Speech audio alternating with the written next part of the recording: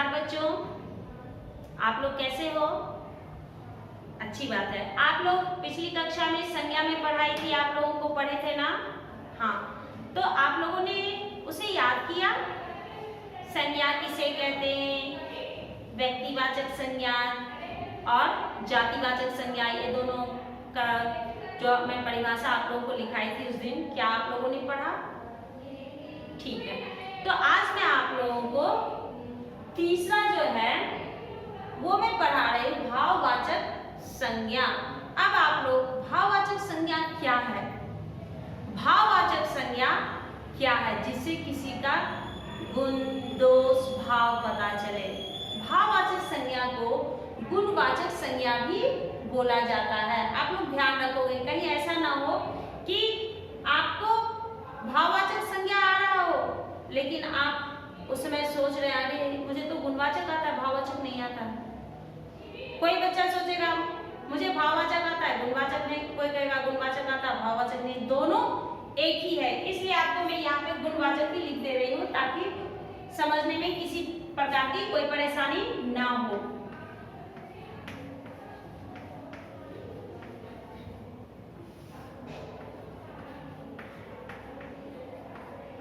गुणवाचक संज्ञा। अब गुणवाचक संज्ञा या भाववाचक संज्ञा क्या है? किसी के भाव, स्वभाव, गुण या दशा के नाम को बताने वाले शब्द को भाववाचक संज्ञा कहते हैं। किसी के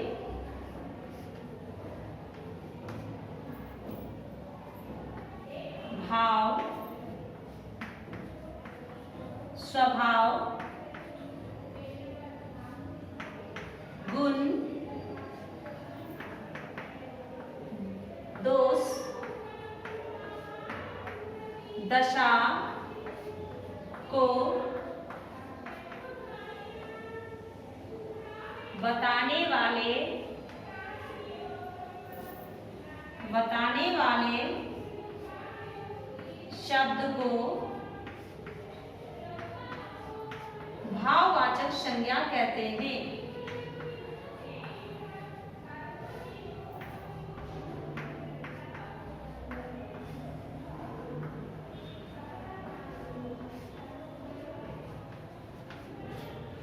भाववाचक संज्ञा कहते हैं किसी के भाव, स्वभाव, गुण, दोष, दशा को बताने वाले शब्द को भाववाचक संज्ञा कहते हैं। जैसे सुंदरता, जैसे क्या हो जाएगा? सुंदरता।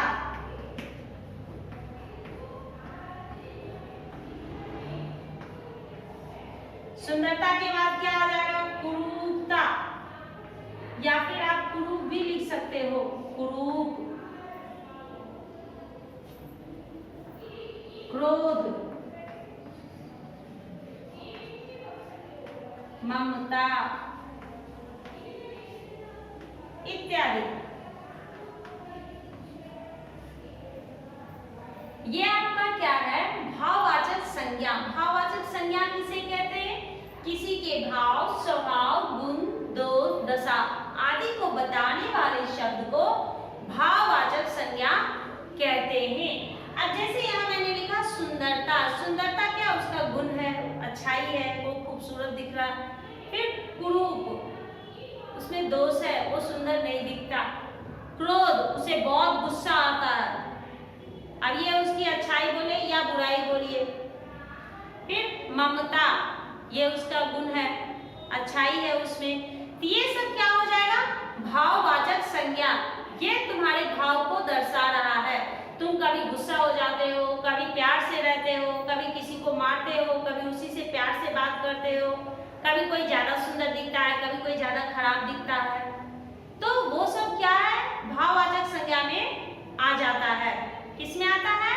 भाववाचक संज्ञा। जैसे कि आप जब और पढ़ने के लिए आपको मिलेगा तो उसमें आप लोगों को पढ़ाया जाएगा कि एक शब्द दे दिया जाएगा, जैसे कि सुंदर। अब मान लीजिए सुंदर, अब इसको कहेंगे सुंदर जो है वो भाववाचक संज्ञा नहीं है। जब मैं उसको भाववाचक में परिवर्तित करूंगी तो उसमें ता लगाऊंगी, सुंदरता। क्या लगा देंगे? संज्ञा, जैसे बच्चा, बच्चा का जब भाववाचक संज्ञा में हम लोग लिखते हैं तो क्या लिखते हैं? बचपन। बच्चा का क्या लिखते हैं? बचपन।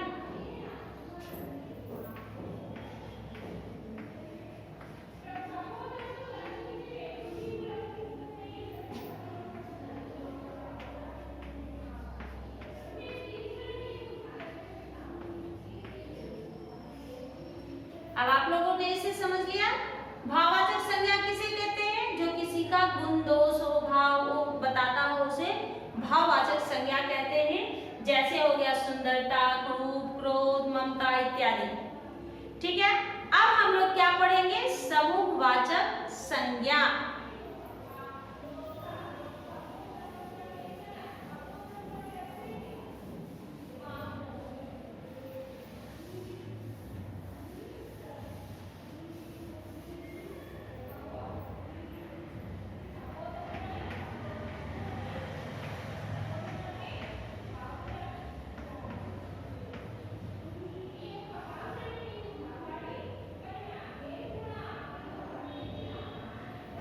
समूहवाचक संज्ञा। समूहवाचक संज्ञा क्या है? अब जैसे समूहवाचक संज्ञा में क्या होता है, इससे एक समूह का बोध होता है, इनसे एक समूह का बोध होता है। समूह यानी कि झुंड में एक जगह सब लोग इकट्ठे होकर खड़े हो जाते हैं। जैसे असेंबली हॉल, असेंबली हॉल में सब लोग एक साथ खड़े हो जाते हैं। प्रेयर के लिए जाते हो तो सभी बच्चे एक जगह इकट्ठा होते हैं, तो वो क्या हुआ? वहां पर हम लोग क्या लिखेंगे? समूहवाचक संज्ञा। वहां क्या लिखेंगे? समूहवाचक संज्ञा।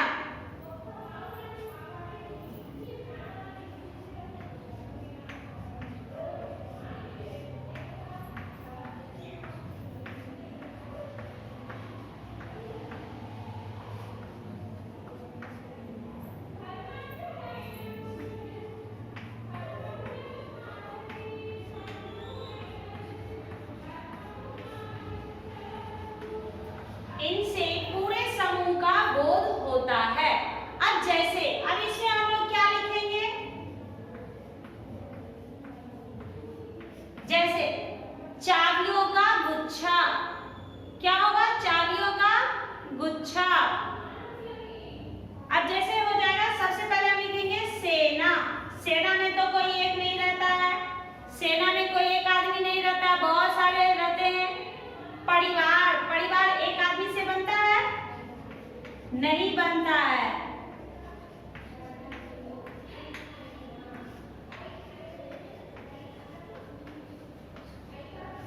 परिवार जो है किसी एक आदमी से नहीं बनता है, उसमें बहुत सारे रहते हैं, चाहे 4 रहे, 5 रहे, 10 रहे, 20 रहे, उसको परिवार बोलते हैं। किसी एक आदमी के रहने से परिवार नहीं बनता है।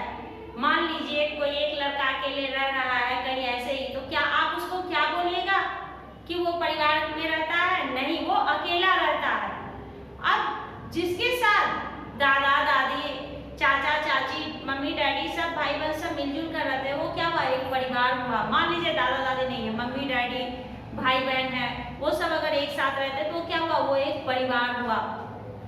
उसे हम लोग परिवार बोलते हैं, ना कि एक आदमी जहाँ रहता उसे परिवार बोलते हैं। ठीक है, उसे हम लोग परिवार नहीं बोलेंगे। जहाँ एक आदमी है उसे वह परिवार नहीं कहलाएगा। परिवार कब कहलाएगा?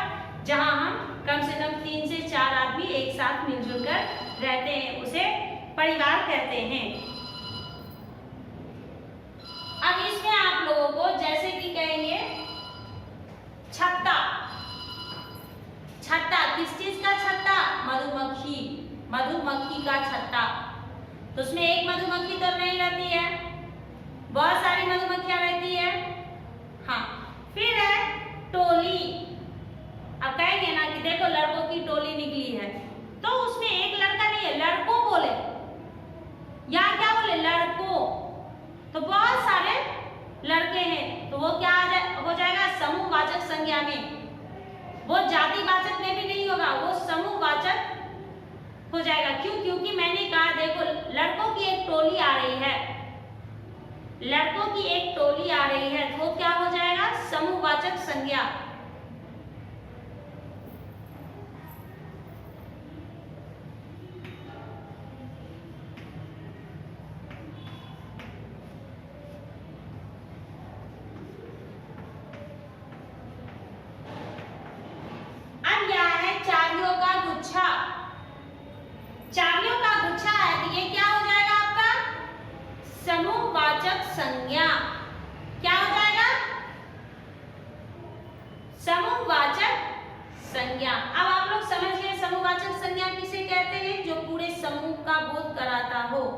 जिसमें पूरे समूह का बोध होता हो उसे समूहवाचक संज्ञा कहते हैं। अब आप ये समझ गए? ठीक है, अब मैं इसे मिटा रही हूँ, फिर आगे द्रव्यवाचक संज्ञा पढ़ाऊंगी। अब सब पांचवा और सबसे लास्ट क्या है? द्रव्यवाचक संज्ञा।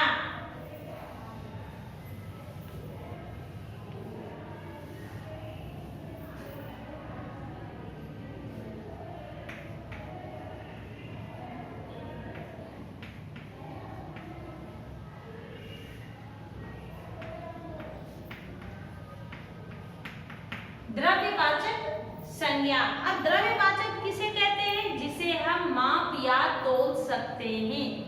द्रव्यवाचक संज्ञा में जिसे हम माप या तोल सकते हैं, जैसे दूध, चीनी, चावल, ये सब क्या हो जाएगा? द्रव्यवाचक संज्ञा में। और इसमें धातु भी आता है, जैसे सोना, चांदी, पीतल। क्यों? क्योंकि हम उसे पिघला करके ही दूसरा रूप देते हैं। मान लीजिए कि आपके पास कुछ भी, अब मान लीजिए कि आपके पास सोने का कोई सामान है, कुछ भी, रिंग है, ईयररिंग है, कुछ भी है, तो अगर हम उसे चाहते हैं कि इसका दूसरा आकार दे दें, मान लीजिए ये गोल है, इसको हम कहेंगे नहीं ऐसा डिजाइन बनाना है, तो इसे क्या उसको पीट पीट के बना देगा? नहीं, वो टूट जाएगा। तो उसे क्या करता है? सोना पहले उसे पिघलाता है, उसे पिघला देता है, फिर उसे नया रूप देता है। तो धातु भी द्रव्यवाचक संज्ञा में आता है।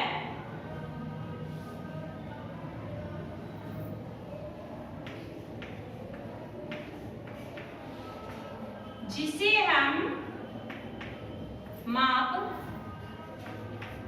या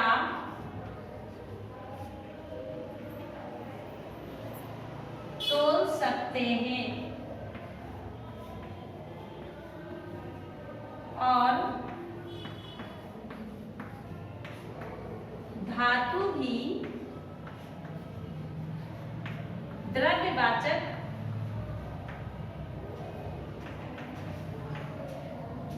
संज्ञा कहलाता है।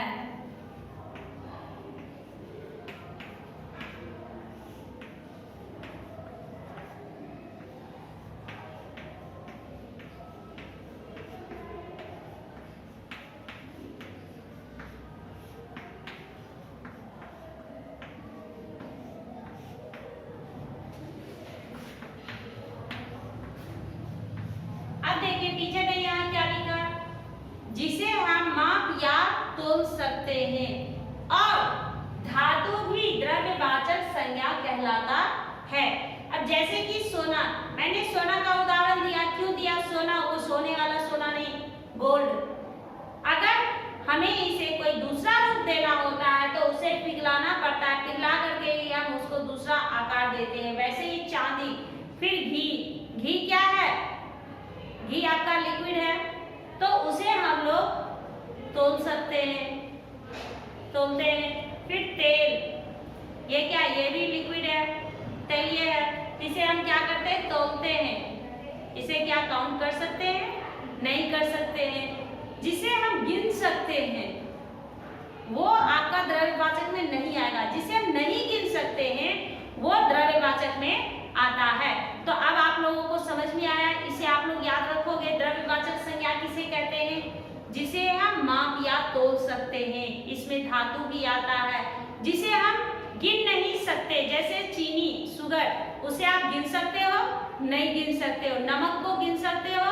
नहीं गिन सकते हो, ठीक ना? तो वो क्या हो जाएगा? आपका द्रव्यवाचक संज्ञा कहलाता है।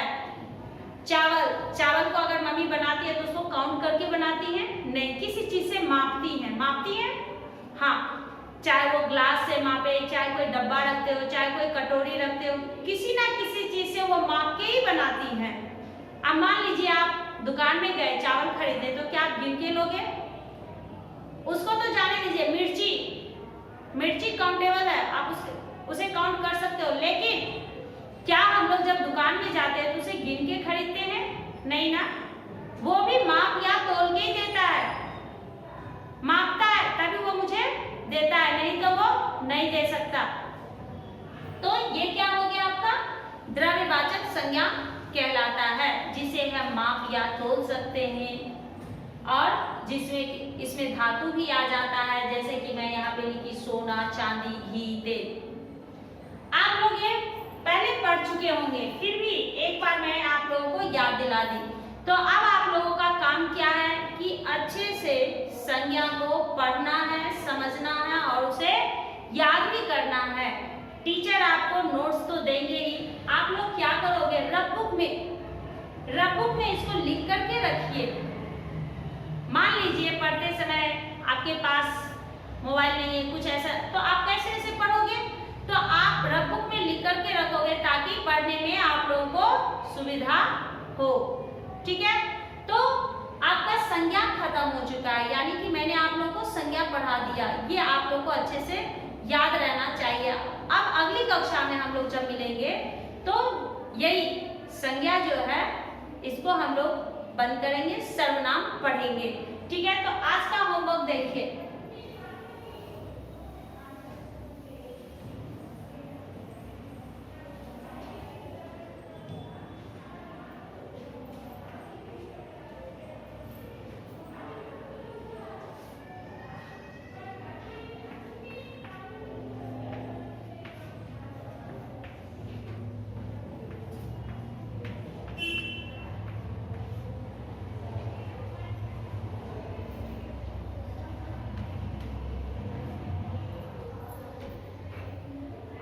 संज्ञा को रफ बुक में लिखिएगा और एक बार नहीं, 2 बार 3 बार इसे पढ़ने की कोशिश कीजिए ताकि आप लोगों को याद हो जाए। अगर आप एक ही चीज को 2 बार 3 बार पढ़ोगे तो याद हो जाएगा। अब हम लोग अगली कक्षा में जब भी मिलेंगे तो सर्वनाम आपको मैं पढ़ाऊंगी, इसका नोट्स मैं आप लोगों को भेजूंगी, आप लोग उसको क्लासवर्क में लिखोगे। अभी नहीं लिखने की आवश्यकता है, अभी आप रफ बुक में लिख करके रखोगे।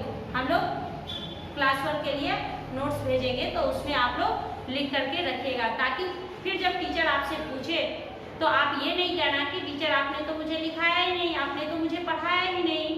ठीक ना, तो आप लोग कर लोगे। चलिए अब हम लोग अगली कक्षा में मिलेंगे बच्चों, धन्यवाद।